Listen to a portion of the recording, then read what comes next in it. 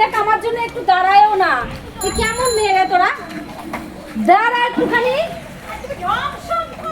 আমি ঢংসং করে আসছি, একটুখানি রেডি হতে টাইম লাগবে না? বাপরে, আমাকে ফেলে দিয়ে সব চলে আসছে। কেমন মেয়েরা? কতক্ষণ লাগে সাথে?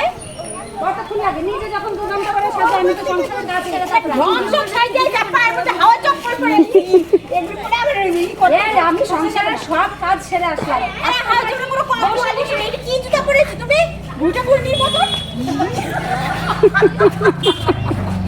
পুরো দেখি গোবর দিয়ে আমরা থাপা দিতে দেবে পাচিলে। আমি জুতা পরে আইছে